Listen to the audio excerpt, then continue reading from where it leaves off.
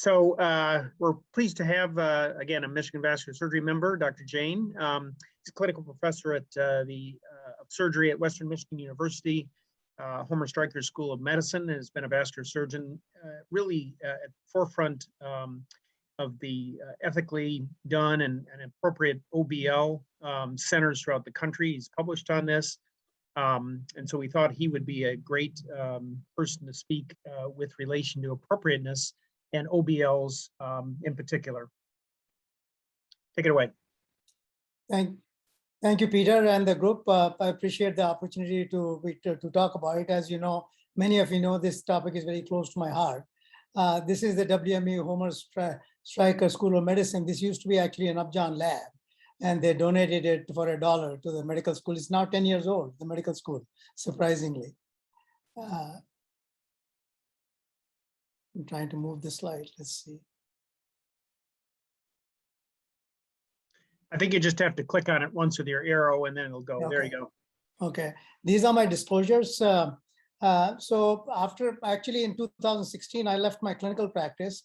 And these disclosures are important in the sense that, yes, I do talk about the vascular lab, but it has also given me a lot of opportunity to talk to different specialists in the country, the cardiologists, radiologists. We talk about them, you know, how they're practicing, vascular surgeons, and the area there are hardly any vascular surgeons. Even in a community of 300,000 people, there was only one vascular surgeon. So many of the specialists are taking care of the vascular patients. So what is an office-based lab? Many of you know that, some of you may not know that, so I'll just refresh your memory. It is an extension of practice. So you don't need any special permission to do that. You can create an OBL and start tomorrow. There are no federal regulations specific to OBL. All endovascular procedures can be done except an EVAR and a carotid stent. But the state regulations do apply. For example, in California, you cannot open an OBL unless and until it has some sort of an accreditation. Many states don't require that. Now there are more than 700 labs in the country, owned by vascular surgeons, cardiologists, intervention radiologists, and a brand new specialty, intervention nephrologists, which never used to exist. So what is the goal of doing this? What is the reason of having an OBL? The overall purpose was to decrease healthcare costs. But as Nick's data shows, that has not happened. Or if it has happened, it is not understood how it has happened. Improve patient satisfaction. That has definitely happened in the papers we published. We had 98, 99% patient satisfaction. Increase access to care. That has definitely happened because, you know, I'm sure at the University of Michigan or any of the places, you have to wait 2 weeks to get a patient in to get a case done. When you control your own schedule, you can do that. You can improve your quality of care because there's no 1 hour or 1.5 hour waiting in between cases. So you can have 6 to 10 to 12 minute time between cases. And ultimately you can conduct research because you control the data. Data is in your office.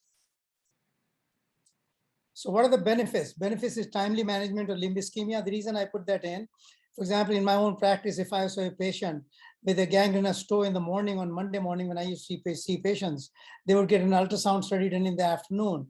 And believe it or not, then Tuesday we kept a slot open. And if their lab values are okay, we could revascularize them on the next day. I mean, how can that happen in any other clinical practice where you are dependent on the hospital schedule? Improved dialysis access management. This is without question. It has done tremendous. I used to do my dialysis cases at 12 o'clock at night because they were add-ons and somebody's fistula is not working as thrombose.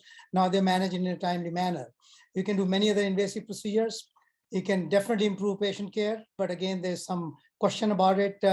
I put the increased revenue in a different light. Because that is one of the areas which is hurting the growth of OBLs, the reputation of the OBLs. And as we looked at, as Nick's slides, it showed that there are outliers. The question is, how do we control those outliers? And if you are in a practice which is dependent on RVUs, if you can do many more cases, you can increase your RVUs. You can control your schedule. You could do many more cases in the office. My lab always closed at 5 o'clock. You improve your lifestyle because you're able to be home in time and spend time with your kids and the family. You increase your productivity and you can conduct research.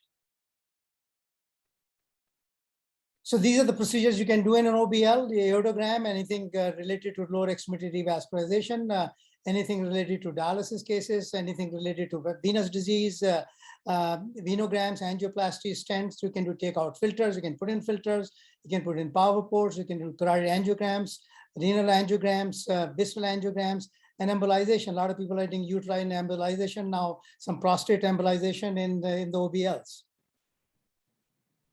So this is the first paper we published in 2010. I had opened my lab in 2007. Ours was like the 6th or the 7th lab that opened in this country. And the title was Future of Vascular Surgeries in the Office. And the reason actually it is even more pertinent today.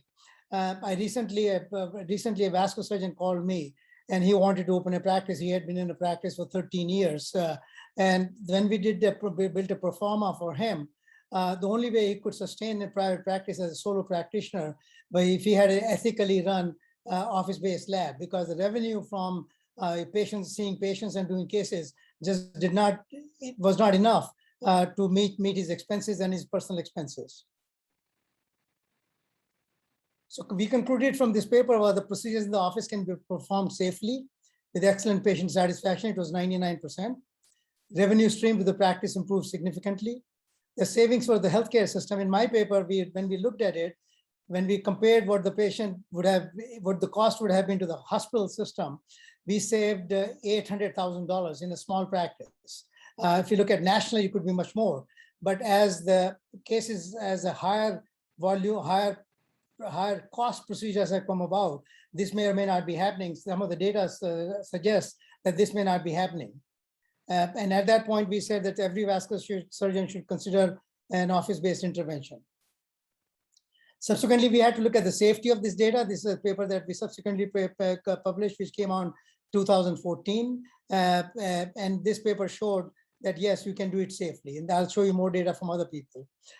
Subsequently, initially only the private practitioners were opening OBLs, but now University of Maryland has one. There are other 3-4 universities that this is the University of Maryland Vascular Center. The many other universities now who are looking into it already have opened. I know Peter, I think Peter is going to be giving a talk at the end of the day, and I think they have an OBL. So the University of Oklahoma has an OBL. Many other places now which have an OBL, many other universities.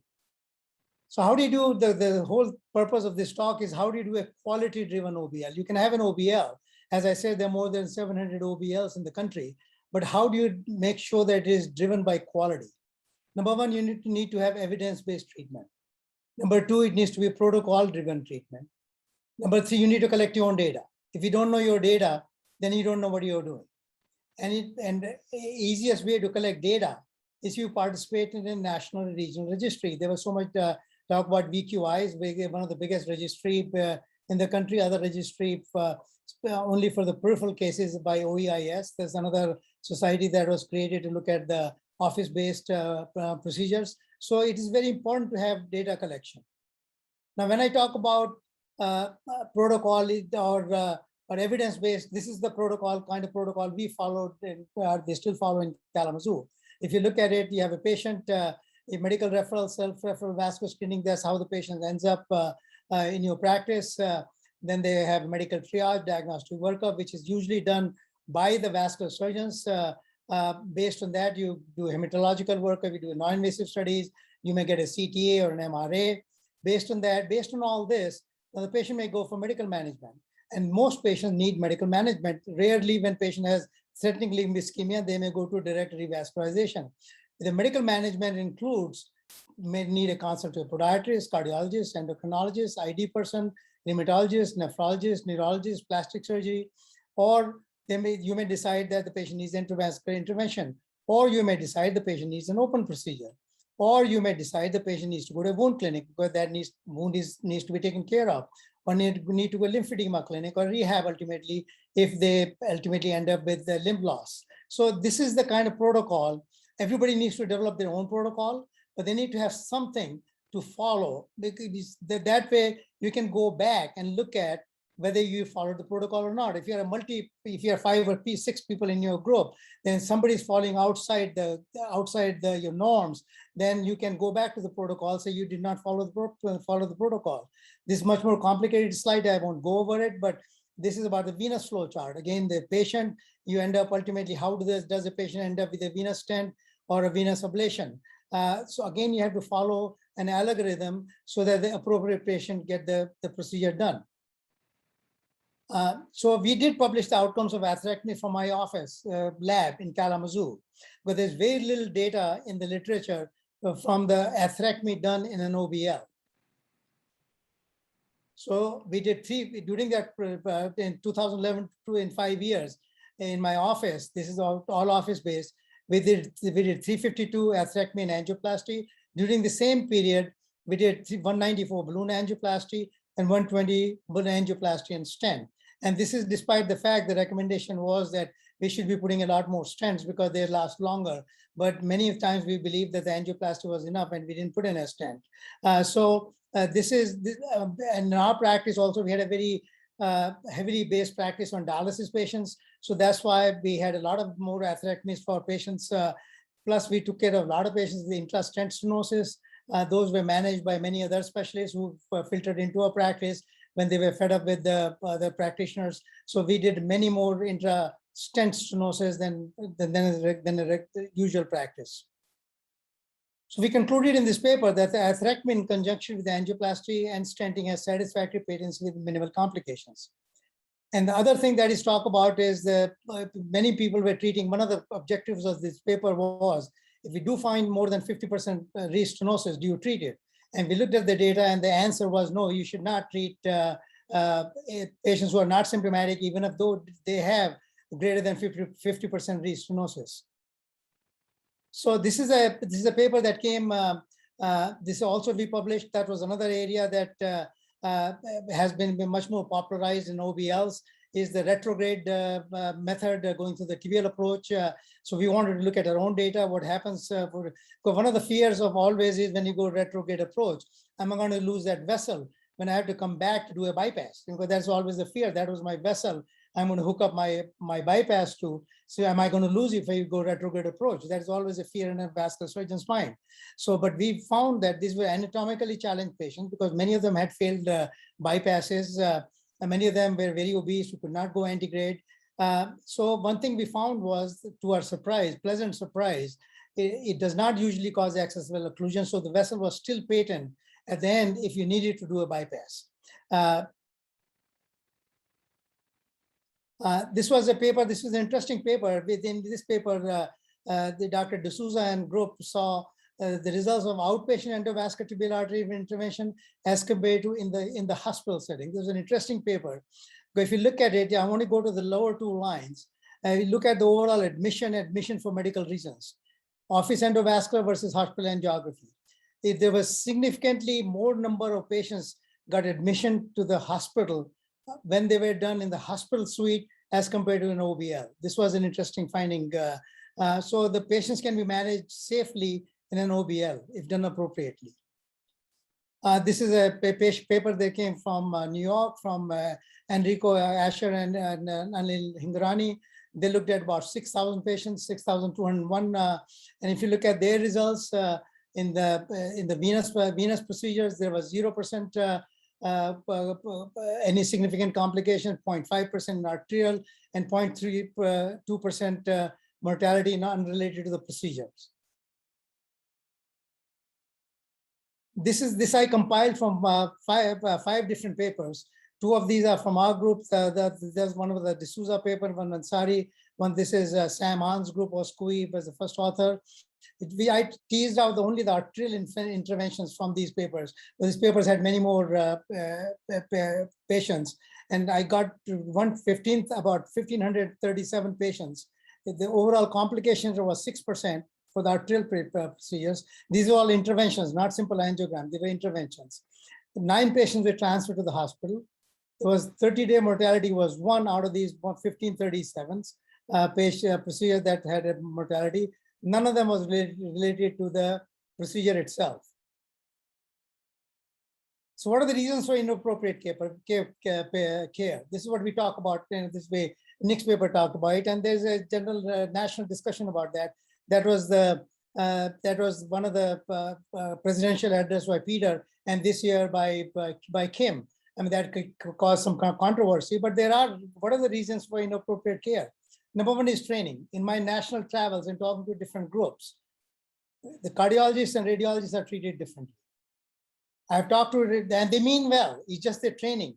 Some of them are taught, and some of the conferences they go to, they're taught that they need to revascularize every bed. So that is one of the reasons. It may be because that's what the training is, that for us, if we just do an SFA angioplasty, it was occluded SFA, then we wait and see if the lesion healed. And then if they did not heal, then we'll come back in 2 months or 3 months or 4 months and treat more vessels. But in these people's training, some of these people, not everybody, I learned that they are taught, though, no, you got to take care of everything, before the patient's ulcer will heal. So that's part of the training. The second part is there's lack of comparative data. We complained about atherectomy. We complained about, before atherectomy, we used to complain about a lot of putting unnecessary stents. So any procedure that is high price procedure becomes a target. And right now, atherectomy is a target, and justifiably so. I'm not saying that it should not be a target, but there's no comparative data. So people continue to do what they think it will be best for their patients. And ultimately, the biggest thing is the financial. Some people do. Somebody who's billing $27,000 for atherectomy every time they bill, they're obviously doing inappropriate care. I've taken care of a lot of these patients. I've been involved with a lot of patients, and nationally, I've been involved with many other labs. And when they're doing that, they're basically unethical people. So registry helps. We have the VQI that helps. It's great. It can use to change behavior. The question is, do all these people who are providing inappropriate care join a registry? Almost, I guarantee 100% of them do not join a registry. The second part of the registry I have an issue with. Initially, correct me if I'm wrong, and I may be wrong. We have a lot of VQI people on this call, in this conference. Initially, VQI was comparing whatever the Medicare data was the lab was submitting or the office was submitting to make sure what they're submitting to VQI is the same that they're submitting for the Medicare billing. But now it has become so big. My understanding is that does not happen. What that means is people, if they're not honest, they can hide their bad results and not put in the registry. How do you know that every patient that is being done is being put in the registry? So that is an issue that in my mind needs to be resolved. Accreditation by national organization, Quad A, Joint Commission, all of these things help, but nobody looks at the appropriateness. They look at, whether you rubbed the skin right, whether you documented it right, whether you did enough, but never looks at the appropriateness. There are geographical accreditations. I just went through 2 accreditation, one for an ASC, one for an OBL, and I went there. They do a very good job, but there's no way in hell that they look at the appropriateness. They have no tools to do that. So they need to merge with some sort of a registry to make a more comprehensive data that'll help people.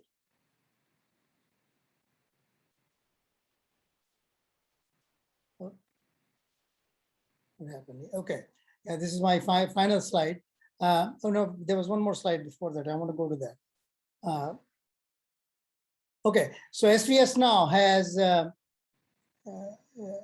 SVS is doing the SVS ASC certification that has been created and is being piloted in a couple of different labs right now. It's unlikely to change the behavior of operators who are doing unnecessary procedures. Part of the reason they will never show up in these consultations and they will never participate in this. Number 2, certification of non-invasive lab did not change behavior. Certification of venous centers did not change behavior. We got all these certifications, we spent all the money, we get certified, but does it change behavior? The only way behavior change will come if it is tied to payment. We've talked about briefly, unless until it's tied to payment, the behavior will not change. Centers providing questionable care, we will not ask for certification. So this is my last slide, appropriate delivery in my point of view. Ethical operators will continue to provide appropriate care irrespective of location of service. Whether you operate here, there, in the OBL, ASC, the office, they will do the right thing for the right reason.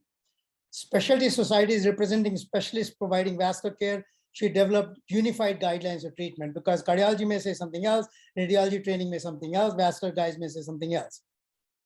To guarantee appropriate care, the payment needs to be tied to appropriate care in my point of view. The biggest problem is the societies have no power. Society should work with state medical boards to resolve complaints against unethical behavior without worrying about potential lawsuits. I've talked to SVS, I've talked to many other societies.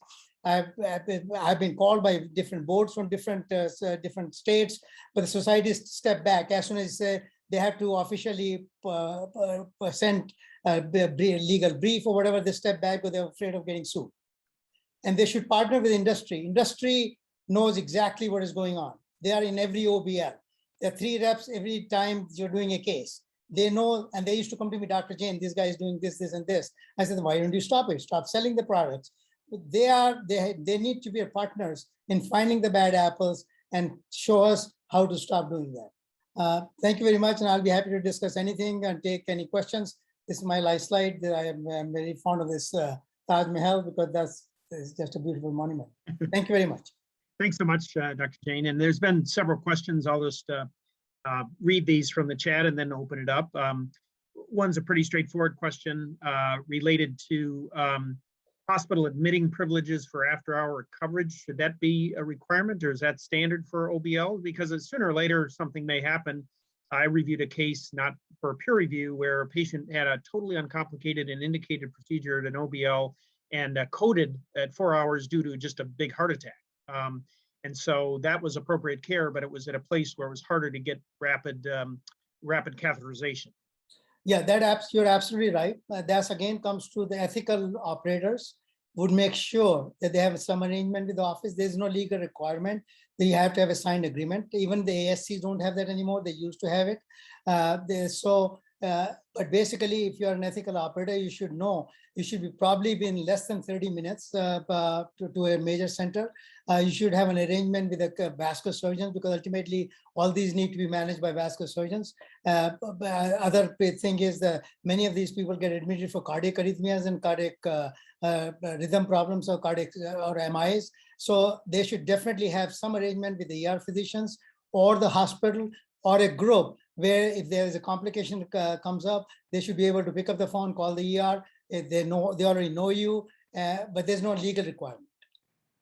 And then Dr. Shepard asked about the OBL images and how they're archived to make it readable such that, you know, if a patient requires a further procedure at a hospital, bypass or whatever, is there anything about that, or is that included somewhat within the standardization that you propose here with accreditation? Well, everything is in PACS system. So everything right now, and you are supposed to keep legally for 7 years, so everything, every image that is done is in the PACS system. And most PACS system now cloud-based. So you can access, if a suddenly patient comes to you in the operating room and you have done something 2 days ago in the OBL, you should be able to access your images. Not only that, if patient comes to you, Peter, it was done in my lab, and suddenly you are the one taking care of it, you can get an authorization to look at those images through the cloud. More and more OBLs are with the PACS system using the cloud-based system, so they're accessible anywhere, any time of the day. Great. Other questions?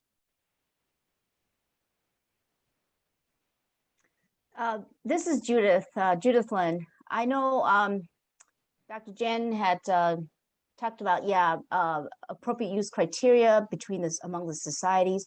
SVS, Society for Vascular Surgery, will publish the SVS appropriate use criteria for PAD and interventions in 2022, meaning next year. We've already submitted it.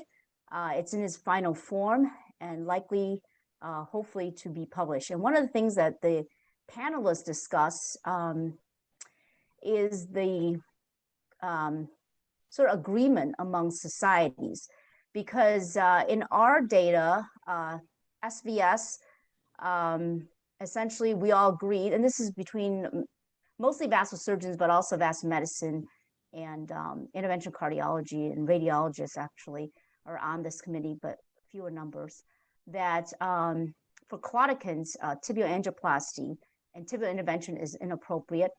However, in the SCIP data and also the ACC appropriate use, their society says it is appropriate. So I think it's going to come up with an interesting question, dilemma, discussion on, from the payer's perspective, because obviously if one society says it's inappropriate and the other one says it's appropriate, then who's right, who's not? We just, so that's something that's going to come out next year. And I think the committee feels strongly about that. So, and so we are going to put that forth. As far as, the atherectomies, definitely, we've seen a lot of that. And I always say, Full Metal Jacket is out and atherectomy is in. So, yeah. All right, well, thank you.